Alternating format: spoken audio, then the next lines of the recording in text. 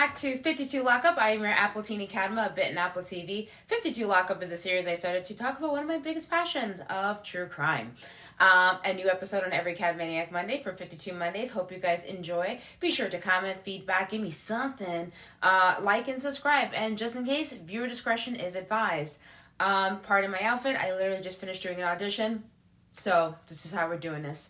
So today's episode actually begins in 2020. Or at least that's what the news told me. Because this case is actually very fresh and it's being unfolded like laundry as of right now. So we're going to go back to 2020, and please forgive me if I butcher the names. Qasem Soleimani was an Iranian major general. He was perceived as an extremely powerful figure in Iran. As commander of the Revolutionary Guard's overseas operations arm, the Quds, or it's spelled Quds force. I don't know if I'm supposed to pronounce it or read it as an acronym, but anyways, which is a covert, clandestine, basically Mission Impossible kind of team, including the funding for it, the guidance for weapons, the intelligence, logistical support to the allied governments that armed these groups that included Hezbollah, Hamas, and Islamic Jihad. And he was also revered as like an architect of the Iranian policies across the Middle East. Now, for those who are the curious minded, Hezbollah actually means Party of God. It is a Lebanese Shia Islamist political party and militant group, which is actually led by its Secretary General Hassan Nasrallah since 1992. Hamas is actually an acronym for a very long words that I cannot pronounce and I don't want to butcher it. So in English, it basically means Islamic Resistance Movement. It is a Palestinian, a Sunni Islamic fundamentalist, militant, and nationalist organization. The Islamic Jihad movement is a movement in Palestine known in the West as simply Palestinian Islamic Jihad. It is a Damascus-based Palestinian Islamist organization that was formed in 1981. Work with me. So, now we're in 2020. We have the United States 45th president describe Soleimani as the #1 terrorist anywhere in the world. He stated that under his guidance, the Quds, or Quds force, was targeting, injuring, and murdered hundreds of American civilians and servicemen over the last 20 years. And the general had orchestrated a rocket attack in Iraq in December that actually killed an American contractor. So, who was the U.S.'s 45th president? Trump. So, Trump's response was to order an airstrike to stop a war between the U.S. and Iran. So, Trump stated Soleimani was plotting imminent and sinister attacks on American diplomats and military personnel. But we caught him in the act and terminated him, according to at least BBC News article. So, this is all occurring during the Persian Gulf crisis, right? And that really kind of kicked off in 2019, and it continues till this day, just so people know. So it's 2022, in case if you're watching it in the future.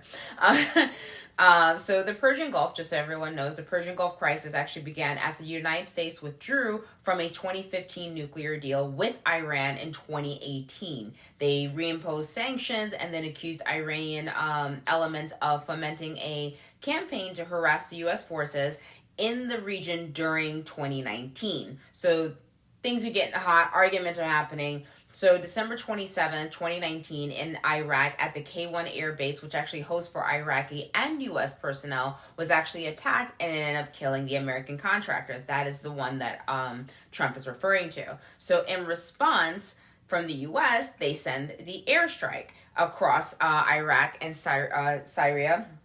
And it was reported that 25 of the Kataib Hezbollah militiamen were killed. They responded with sending their Shia militiamen and supporters to attack the U.S. embassy in the Green Zone, which is actually known as the International Zone of Baghdad. I mean, so everyone's just like fighting, going back and forth.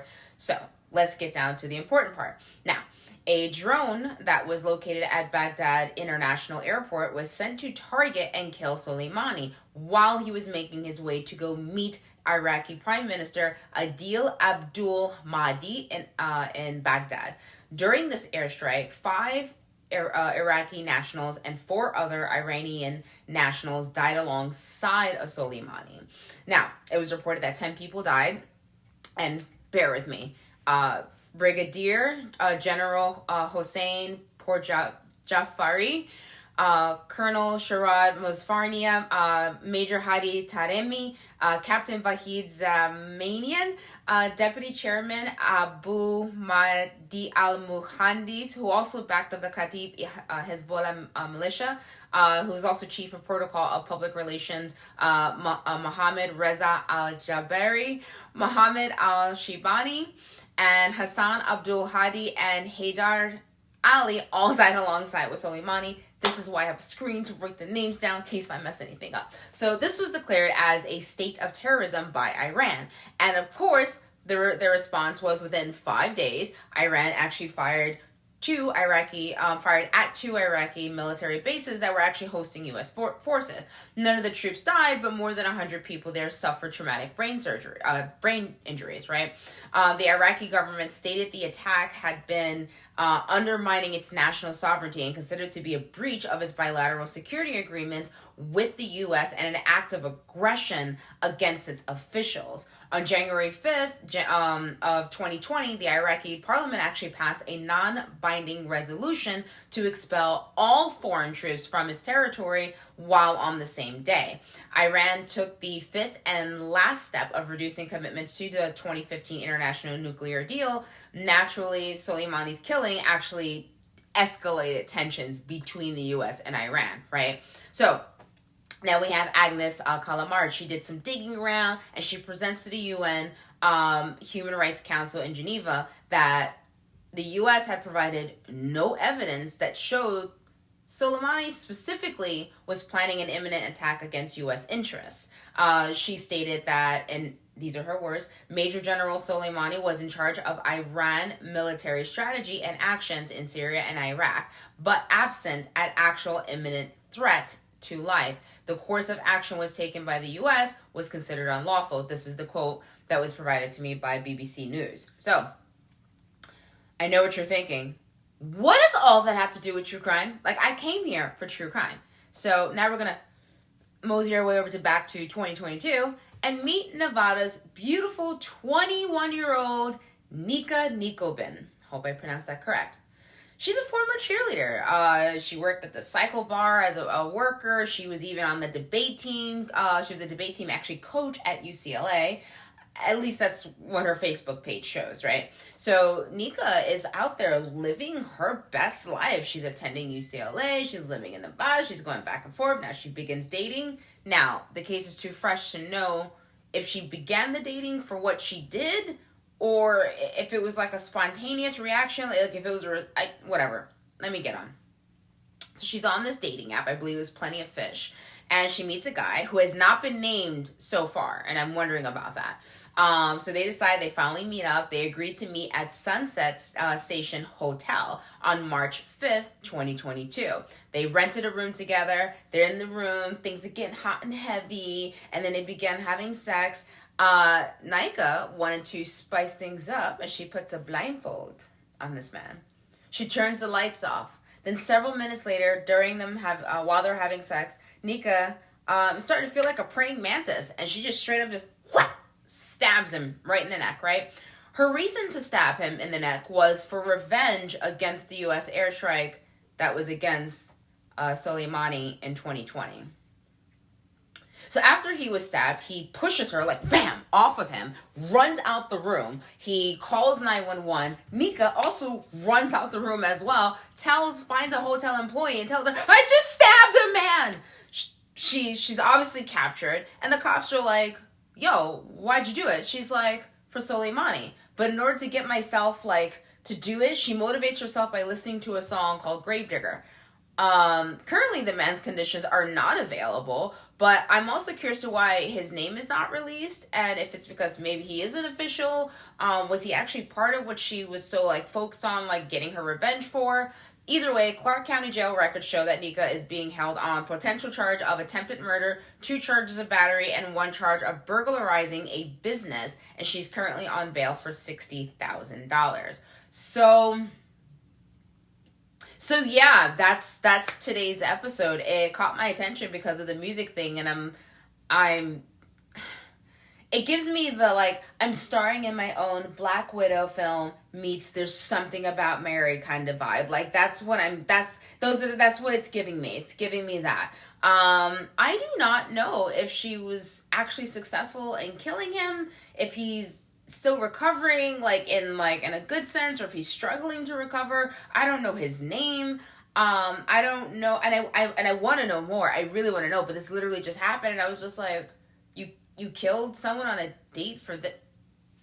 Let me see what's happening. So like I had to just like dive in. I mean, when you see the reason that like she's claiming to have killed him, I mean, we're looking at something that's going back like 2 years. Now that's not very very far, but still, I can't picture that like for a date. And she's so young. She's 21 years old. So I'm just kind of like, what happened? What happened, mama? Like, come, sit down. Let's talk. Like, what happened? I'm curious to how would she know he had anything to like do with this particular like situation. Like, was he one of the members of the cabinet that he had worked with Trump? Was he in the room? Was he the guy who pressed the button for the drone? Like, how did she know all this? Like, were they just, or did he say the wrong thing? Was he trying to seem cool and maybe like hinted that maybe he was a part of something major, and she was all like, oh my God, that's so hot, I'm going to kill him.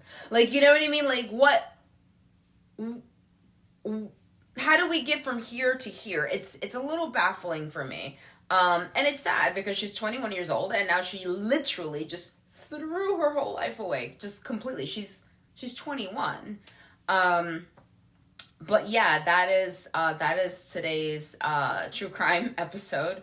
I was actually going to do something else, and then I saw that in the news, and I was just like, no, I think people need to be looking at this. Like, what is this? I mean, there's just so much happening in the world already as it is, and it's just kind of like, okay, that is a very, very different motivation.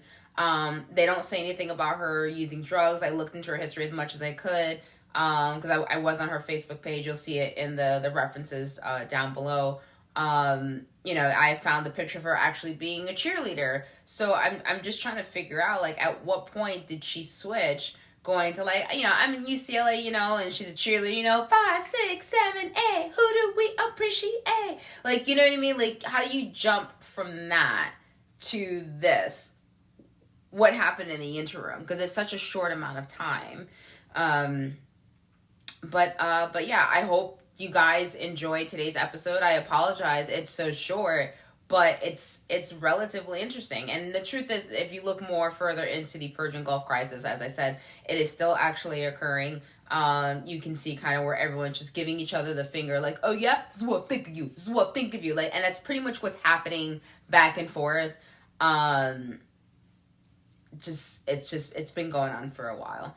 But yes, be sure to leave me some feedback if you guys know a little bit more. If you find more information, like, please do let me know, because I'm just so fascinated to just understand.